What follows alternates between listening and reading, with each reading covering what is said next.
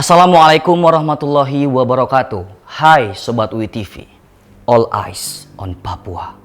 Belakangan ini lagi rame banget di media sosial dan juga aksi yang dilakukan oleh masyarakat Papua untuk meminta keadilan. Hal ini dilatar belakangi oleh isu pembabatan hutan Papua untuk dijadikan perkebunan. Tentu ini memicu konflik yang akan kita bahas pada segmen ini dari sisi lingkungan dan juga penegakan hukum. Sekarang mari kita simak bersama penjelasan dari Profesor Widodo yang merupakan Guru Besar Teknik Lingkungan Universitas Islam Indonesia. Mari kita simak bersama. Baik, ya. Deforestasi kan sudah lama isu itu, sejak di Kalimantan, Sumatera, dan juga Papua tentu saja. Itu sudah menjadi keprihatinan dunia, keprihatinan kita. Cuma kadang-kadang begini ya, sering terjadi konflik antara kepentingan ekonomi, kepentingan modal, kepentingan keuntungan profit, dan kepentingan menjaga lingkungan. Sebenarnya ada statement yang sering kita dengar bahwa ekonomi dan lingkungan itu sebenarnya seperti dua sisi dari satu koin mata uang. Kalau lingkungan kita nafikan, kita abaikan, ekonomi sebenarnya tidak bisa develop gitu, sebenarnya. Walau secara sekilas, secara jangka pendek, sepertinya ekonomi bisa tinggi dengan mengabaikan lingkungan. Tapi secara jangka panjang sebenarnya tidak akan bisa begitu. Oleh karena kedua-duanya mesti kita jaga. Nah, deforestasi itu seperti yang sekarang merebak di viral di Papua itu kan sekitar berapa ribu ya? 36.000 atau berapa lah. Itu bahkan ada yang mengkorelasikan dengan separuh lah itu luas DKI. Dan itu akan dibabat yang hutan yang masih sangat baik dan itu kita lindungi. Masyarakat sangat membutuhkan itu, hidupnya udah ratusan tahun barangkali masyarakat turun-temurun di situ dan mereka menganggap hutan itu sebagai bagian dari hidup mereka. Mereka menganggap itu ibunya, mamanya. Kalau itu dibabat, walau nanti tumbuh pohon juga, tapi kan berbeda. Monokultur dengan hutan yang lebih heterogen itu kan jauh lebih baik dan heterogen. Dan juga isu yang sudah lama juga, lama dalam arti beberapa akhir tahun, puluhan tahun terakhir ya, itu kan isu climate change itu kan sudah mengemuka dan itu bukan hanya isu dalam arti rumor tapi sudah menjadi realita yang kita rasakan seluruh umat manusia di dunia ini, di bumi ini, yang itu sudah banyak indikasi-indikasi adanya memang efek dari climate change, suhu panas, terus penyakit yang merebak di mana-mana, itu ada kaitannya semua, belum lagi bencana-bencana yang lain. Seperti hanya di Papua juga, kalau itu terjadi, nanti terjadi pembabatan, penggusuran dan sebagainya, itu akan sangat tinggi potensi terjadi dampak-dampak ikutan yang akan muncul. Tidak hanya sosial budaya masyarakat yang akan tergusur, tapi juga lingkungan fisik juga pasti akan lebih duluan yang kena. Kalau tadi dibabat, itu berarti akan menaikkan tinggi sekali emisi karbon. Dengan emisi karbon berarti gas rumah kaca naik. Gas rumah kaca naik berarti nanti suhu bisa naik berarti iklim berubah dampaknya luar biasa. Itu khusus yang satu itu saja, dampaknya sangat signifikan. Belum lagi nanti sumber daya air akan bisa menghilang, curah hujannya langsung hanyut, langsung hilang, run off ke laut dan sebagainya. Belum lagi nanti satwa-satwa kita yang hilang, nutrisi tanah yang hilang juga, dan juga tanam-tanaman yang kita belum tahu manfaatnya sampai sekarang mungkin akan hilang dan suatu saat nanti kita butuh itu akan hilang. Bahkan semut pun itu mungkin akan terpengaruh dan itu akan punya pengaruh bagi yang lain juga. Semut, cacing dan sebagainya itu kan semuanya punya lingkaran siklus yang saling berhubungan ya. Saya kira Islam sudah tegas mengajarkan pada kita bahwa kita memang tidak boleh merusak alam kita, bumi kita, lingkungan kita ini. Sehingga sering muncul kerusakan lingkungan, itu muncul bencana. Bencana itu diharapkan untuk membuat kita sadar dan kita kembali pada jalur yang Allah memerintahkan kita untuk menjaga lingkungan itu sangat luar biasa ya. Banyak pesan lah, termasuk air. Bagaimana kita mensyukuri curah hujan. Kalau babatan hutan terus-menerus terjadi, pasti akan terjadi perubahan pola curah hujan. Pasti akan terjadi. Dan kalau itu terjadi, sistem kita nggak siap, kurang siap menerima itu, dan ya kaget dan bisa nggak seimbang. Keseimbangan kita akan goyang dan itu akan menjadi bencana lah gitu ya. Jadi bencana itu bisa bencana alam, bisa bencana alam yang dipicu oleh kegiatan kita. Ya mudah-mudahan kita masih dilindungi oleh Allah, ya mudah-mudahan. Nah, Sobat WTV, setelah kita mendengarkan penjelasan dari Profesor Widodo tentang hutan Papua dari isu lingkungan, selanjutnya kita akan membahas hutan Papua dari sisi penegakan hukum yang akan disampaikan oleh Ibu Siti Rohama Mardotila SHMH. Ini dia. Sebenarnya konflik ini bukan baru yang pertama kali gitu ya, karena ini adalah konflik terkait perebutan wilayah hukum adat. Nah, di Indonesia sendiri itu sebenarnya ada sekitar 2000-an sekian, saya kurang tahu jumlah pastinya, tapi sekitar 2000-an masyarakat komunitas adat di Indonesia. Nah, komunitas adat ini mereka itu memiliki wilayah dan juga memiliki sumber daya alam dan memiliki tata hukum untuk mengelola wilayahnya itu sesuai dengan yang diwariskan oleh leluhurnya secara turun-temurun. Nah, yang menjadi masalah adalah wilayah adat ini kemudian bergeseran dengan kepentingan negara dalam melakukan pembangunan.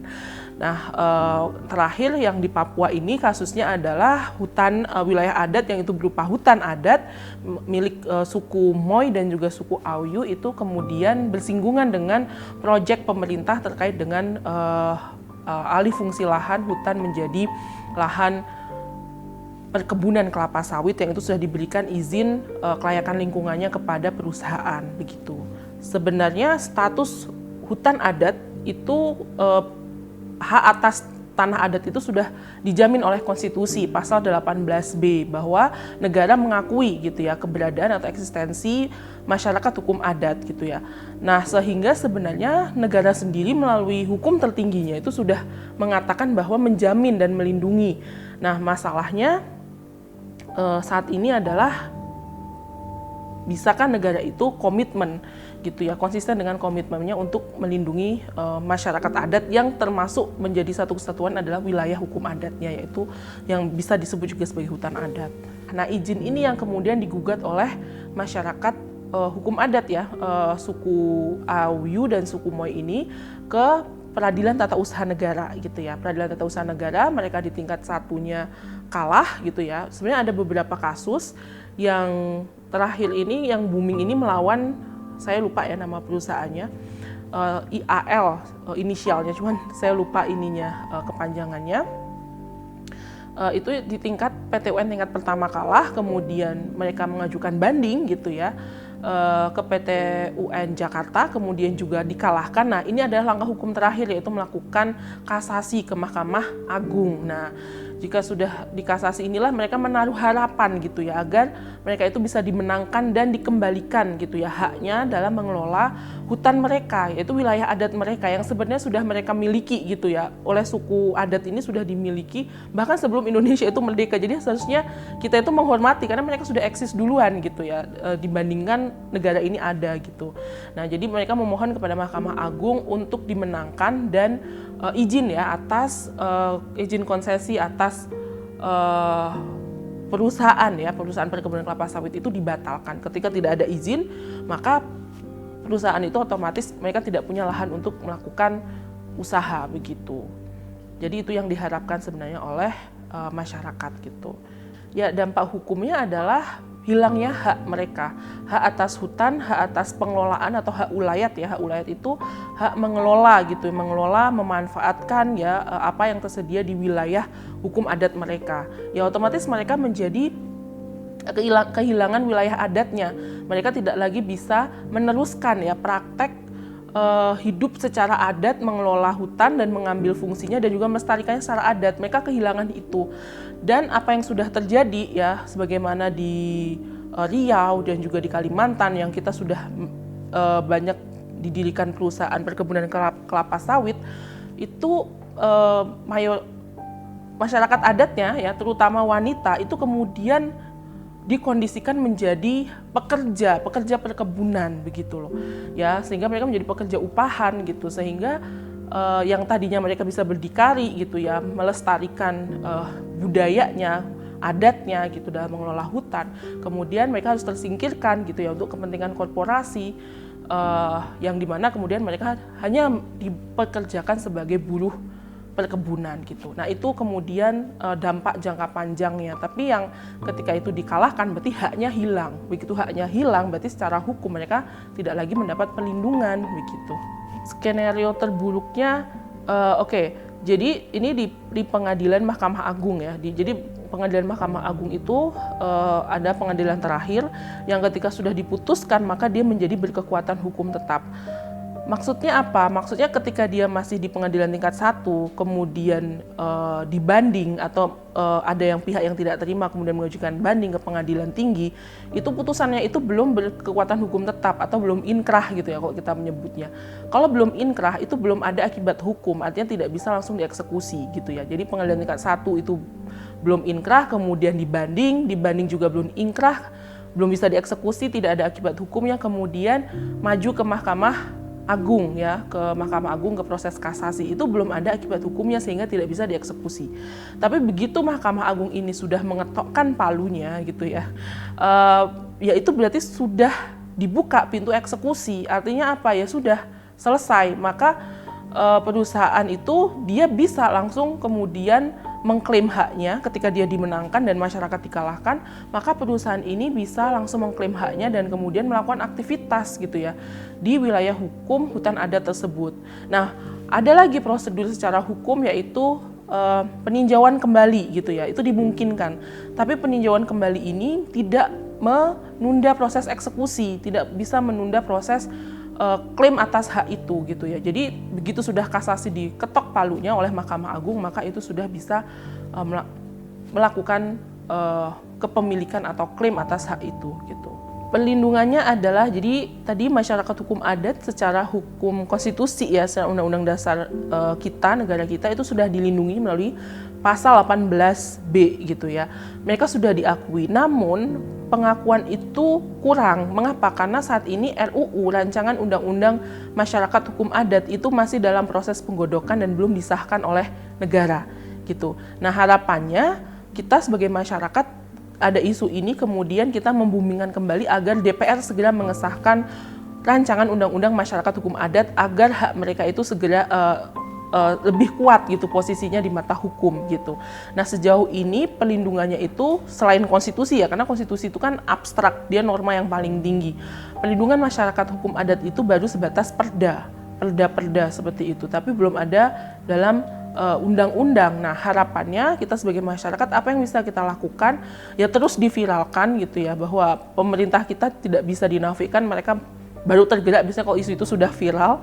Lalu kemudian juga kita mendorong agar segera disahkannya Rancangan Undang-Undang Masyarakat Hukum Adat gitu.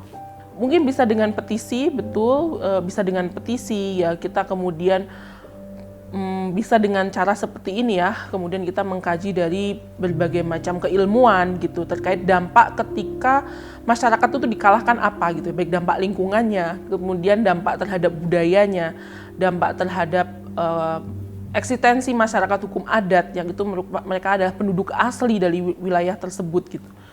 Itu yang perlu kemudian terus kita wacanakan gitu. Baik Sobat UI TV, kita telah mendengarkan penjelasan tentang hutan Papua dari sisi lingkungan dan juga penegakan hukum. Kita sebagai masyarakat Indonesia harus peduli terhadap lingkungan karena akan berdampak pada kemajuan bangsa dan Papua pada khususnya. Ya, benar. Semua mata kita harus tertuju padanya.